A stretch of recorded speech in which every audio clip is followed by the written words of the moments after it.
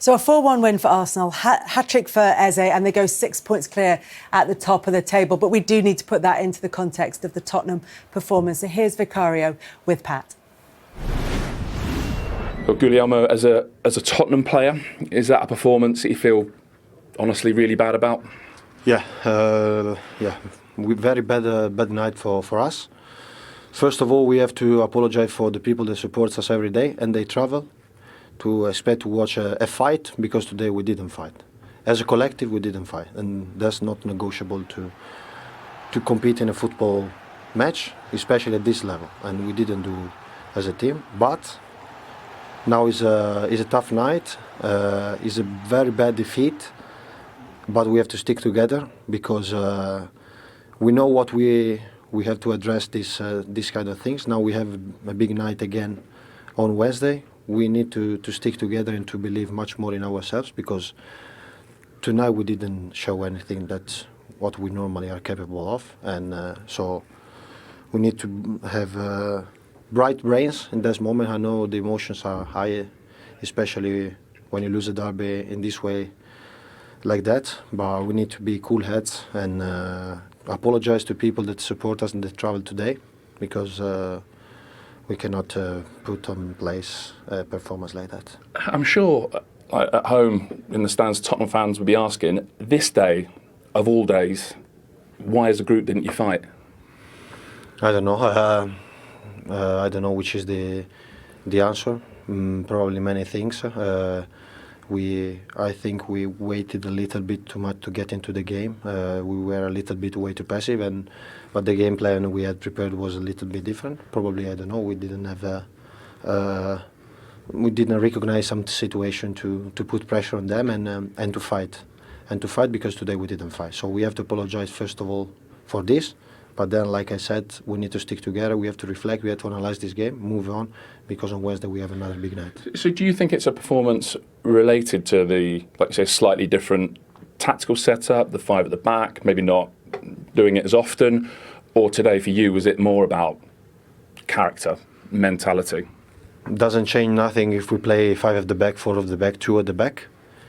There are not negotiable things in football, like fight. Every day, fight, every duel, try to win, try to put your body and to win some fouls. And I think in that aspect today we didn't play our game. So then you can speak about every tactics, every build-up, every situation, but if you don't put as a collective a performance in terms of aggressiveness and this kind of stuff, it's tough to compete at this level. And today we didn't show it, so we have to apologize for this.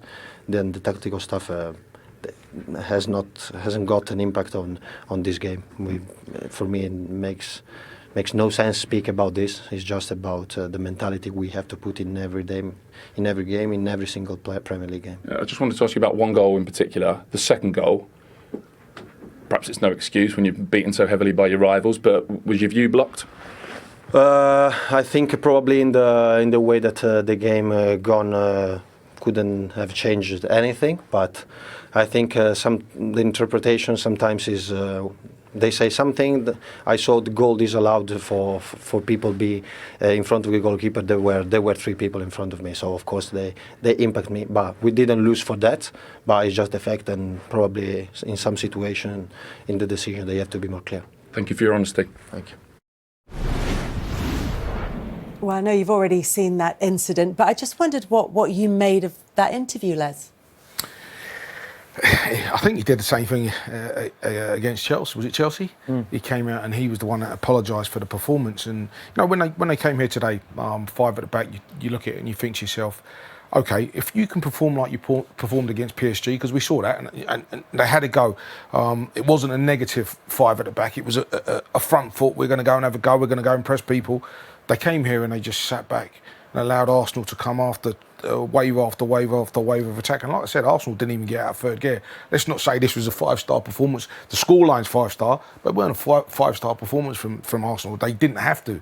It was in third gear, and there was no fight, there was no bite. This is North London, but you're expecting a little bit of spark, you're expecting a little bit of something. We spoke about it at the start. We said, you know, Arsenal have got 3 players who've never played in North London derby before. Tottenham probably had 1. But there was nothing. there was nothing. You know, we start the show saying, you know, at the start of the week I was thinking about this game. Nothing that those players did out there felt like a North London derby to me. Jamie, does it make a difference that they changed the setup, or is it the way that the players performed within that structure?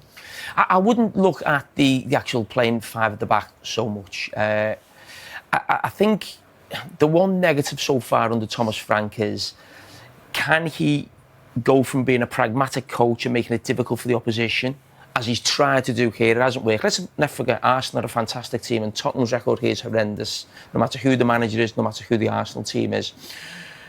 It's more that you're thinking, how are they going to score a goal? How are they going to win the game? Now, away from home, they've scored a lot of goals this season, the most in the Premier League. But again, I keep going back to the underlying numbers, and some people don't like it. You know, chances created or their XG. It's very low and it's very poor. And they've had to score probably one of the goals of the season.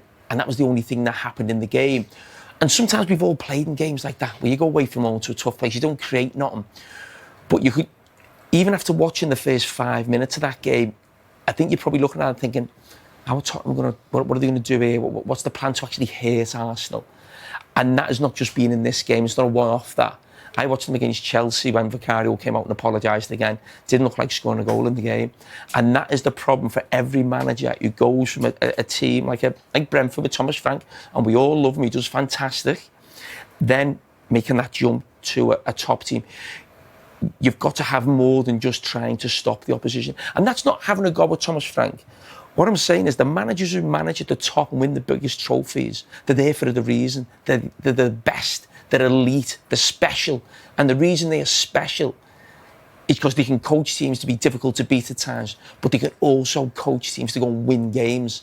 And that is the big difference between, you know, managers at a good level in the Premier League and managers who want to manage at the top level. And if you don't get that right, you're not going to be in a job that long. Can I just add, just the early signs for Thomas Frank were really good. Because when he first went in, and like I said, the game against PSG, the game against Man City, but isn't that playing to his strength? So he's playing against a team who are probably better than his team, and he's going to make it difficult for them. He's tried to do that today, and it hasn't worked. They get that. But those two games, I still felt Tottenham tried to have a go. Today, I just didn't feel like they tried to have a go at all. And I don't know what the change of mentality is there. For me to go back to the game, I know you guys passed a bit of the point that I want to make, but it's not the back five that shocked me. It's the 2-3. If the two guys on the outside of your 9 do not work well to stop that ball on the outside of your 2 6s, Palhinha and Bentancur, as we saw that Merino arrived there, Kudus never went there to help the two holding midfielders. So when they were sliding at the very beginning, there was always space on the right shoulder of Palhinha, on the left shoulder of Bentancur. So the back five, if he stays flat like that and not helping the two in the middle, you're going to suffer. Regardless of what it is, you don't need to have a 9 there. They're going to possess the ball in midfield. That's exactly what happened. They got exposed. I mean, they don't play that system so often. But that is always the fall down of that system. That's what we've been talking about for 12 months with Man United and Ruben Amorim. We're always talking about, when we talk about the back five, we always talk about the two central midfield players. That's the part of that system that will let you down. So in terms of isolation of just today, tactically, yes, that caused them a big problem. But I think the bigger picture for Thomas Frank and Tottenham is he going to be able to, you know, you mentioned before the kick-off, they are missing really good attacking players. We should add that.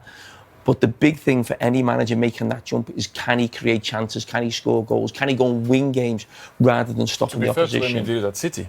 He went with a back four, put pressure, played high. So that was pretty positive, that one. Yeah, so it's possible for Thomas Frank to coach this side to be able to do that. And actually, their away form has been